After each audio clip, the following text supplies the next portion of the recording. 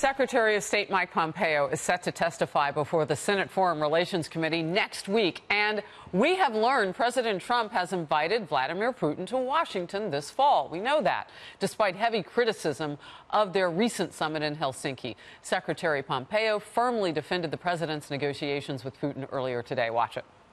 It is incredibly valuable to the people of the United States of America that President Putin and President Trump continue to engage in dialogue to resolve the difficult issues that our countries face between each other. I think this makes enormous sense, and I'm very hopeful that that meeting will take place this fall. Power panel back, Bill Spadea and Doug Schoen. Bill, you go first on all of this. It is fantastic that the president is ignoring all of the noise around him and going forward with saying we need to have a strong working relationship with Russia. It's simple. If you go back to Obama, you look at even Hillary Clinton saying it during the campaign.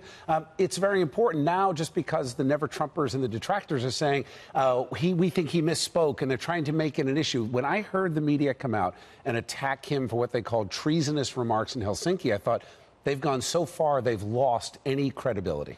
Doug, has he made the road back in the 4 days? And the second summit, your thoughts? Well, my feeling is that there are a lot of unanswered questions.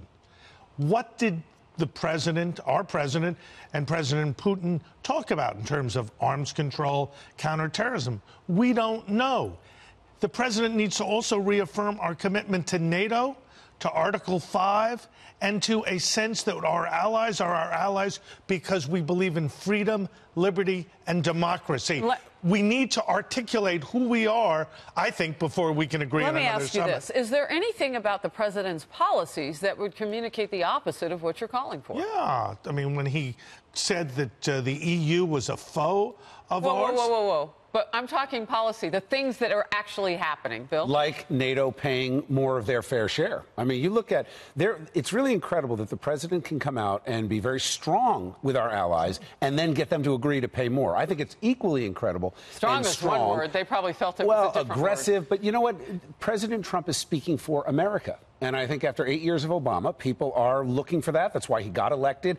He went and met with the president of Russia, and he talked tough, and he imposed sanctions and threw out their diplomats, yet at the same time got him to the table, not once, but now it looks like twice. Let's talk about that, speaking for America, and where we are right now.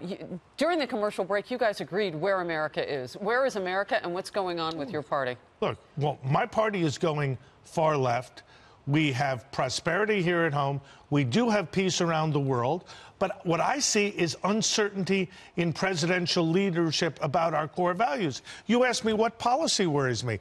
Well, we're supposed to stand with all our NATO allies. The president's raised questions whether we would, in fact, defend Montenegro. Bill? Well, again, but raising questions and having a conversation, this is what this president has done since he campaigned. These are core principles, Bill. But you want to have a president that will put things on the table. The core principle is what's in America's best interest. And no, Article 5, there is no question. We will defend our allies, each and every one of them. An attack on one is an attack on all. That is the bedrock of our foreign policy. He's helped arm in Ukraine. He has stood strong with North Korea.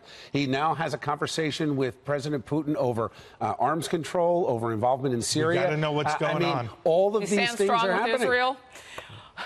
Well, even to the point where he mentioned protection of Israel. That's good. With the conversation with the Russian president. Where we didn't get to was what's going on with the socialist movement within your party. That's bad. Very bad. All right, we have 10 seconds for that. All right, very bad. Pushing my party far left. Can they fix it before November? I don't see that happening, and I see it drifting far left. I'm going to do what I can to move it back to the center where Bill and I are. But it's the mainstream candidates, potential candidates, Cuomo, Murphy, they're the ones doing it. Well, they're blaming this congressional candidate. It's not her, it's them. Well, I hope they come back to the middle. I'm going to do my level best to make sure it happens. All right, Doug Schoen. Thank you. Bill Spadea. Bill, get back to that vacation you're on. Exactly. Thank you.